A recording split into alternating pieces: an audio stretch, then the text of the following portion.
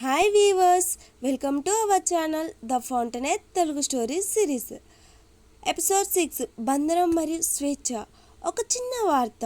Architect grill బులెటిన్లో కేవలం 6 లైన్లు మాత్రమే.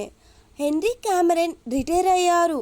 ఒకప్పుడు ఆర్కిటెక్చర్ ప్రపంచాన్ని కుదివేసిన వ్యక్తి గురించి కేవలం 6 లైన్లు. ప్రపంచం ఎంత త్వరగా మర్చిపోతుందో దానికి అదే నిదర్శనం. ఆ వార్త చదివిన వెంటనే పీటర్ కీటింగ్ ఒక నిర్ణయం తీసుకున్నాడు. హోంవర్క్ రోర్క్ని తన ఆఫీస్లోకి తీసుకురావాలి. అతను వెంటనే గై ఫ్రాంకన్ని కలిశాడు. కొన్ని నిమిషాల తర్వాత అనుమతి వచ్చింది. వెళ్ళి అతన్ని తీసుకురా. అదే సాయంత్రం పీటర్ రోర్క్ గదికి వెళ్ళాడు. అతను ఎంతో జాగ్రత్తగా మాట్లాడాలని అనుకున్నాడు. కానీ తలుపు తెరిచిన క్షణమే రోర్క్ అన్నాడు, నాకు తెలుసు నువ్వు ఎందుకు వచ్చావో. పీటర్ ఆశ్చర్యపోయాడు. చివరకు ఉద్యోగం గురించి చెప్పాడు. వారానికి $65.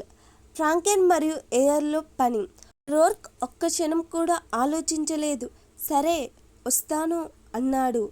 కానీ ఒక షరతుతో, నన్ను డిజైన్ చేయమని అడగవద్దు.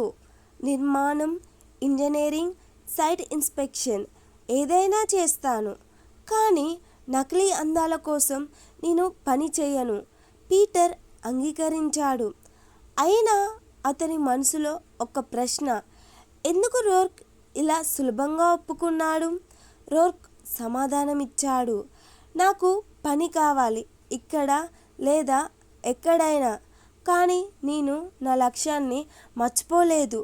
ఆ మాట విన్న పీటర్కి విజయం దక్కినట్టే అనిపించింది. కానీ ఆ విజయంలో ఆనందం లేదు. ఎందుకో అతనికే అర్థం కాలేదు. ఆ తర్వాత ఇద్దరి మధ్య జరిగిన సంభాషణ మరింత విచిత్రంగా మారింది. పీటర్ అడిగాడు, నువ్వు ఎందుకు ఇలా ఉంటావు? ఎప్పుడు గంభీరంగా, ఎప్పుడు భిన్నంగా. నిన్ను చూస్తే మనం ఏదో ఎంపిక చేయాల్సినట్టు అనిపిస్తుంది.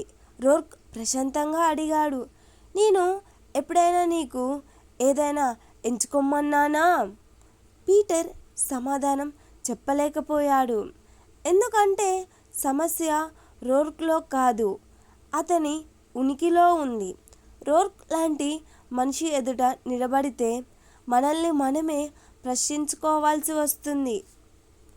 అదే పీటర్కి అసౌకర్యంగా అనిపించింది. కొన్ని రోజుల తర్వాత రోర్క్ ఫ్రాంకెన్ మరియు ఎయిర్ ఆఫీస్లో పని ప్రారంభించాడు. అతను డ్రాయింగ్ టేబుల్ ముందు నిలబడి స్టీల్ బీమ్ లైన్ గీస్తున్నాడు. కానీ అతని కళ్ళ ముందు కనిపించేది మరో భవనం.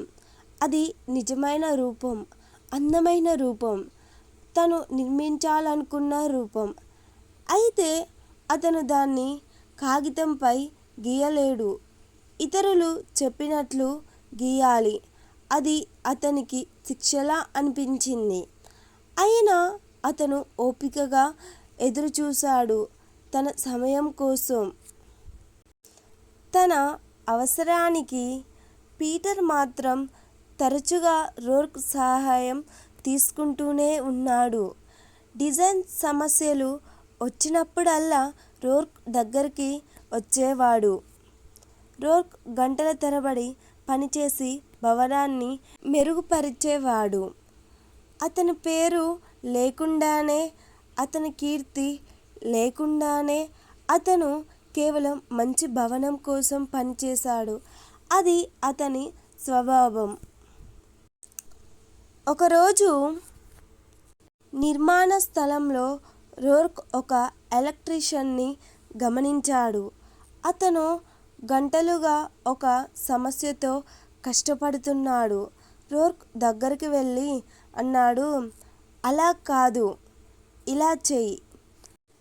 అతను స్వయంగా టార్చ్ తీసుకొని స్టీల్ బీమ్లో రంధ్రం కట్ చేశాడు.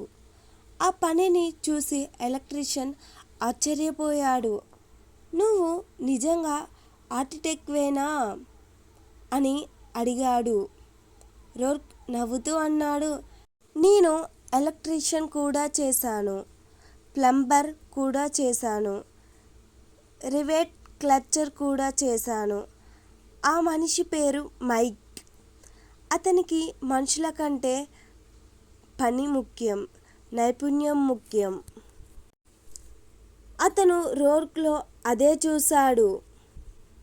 ఆ రోజు మొదలైన పరిచయం త్వరలోనే గాఢమైన స్నేహంగా మారింది. ఎందుకంటే ఇద్దరికీ ఒకే విషయం ముఖ్యమైంది: పని, నిజాయితీ, నైపుణ్యం. ప్రపంచం గుర్తించుకోపోయినా అవి ఒకరినొకరు గుర్తించాయి. ఒకవైపు పేరు కోసం పనిచేసే పీటర్, మరోవైపు తన కల కోసం మౌనంగా ఎదురుచూస్తున్న రోర్క్. ఈ ఇద్దరి ప్రయాణం ఇప్పుడు మరింత ఆసక్తికరంగా మారబోతుంది. మళ్ళీ రేపు నెక్స్ట్ ఎపిసోడ్లో కలుద్దాం.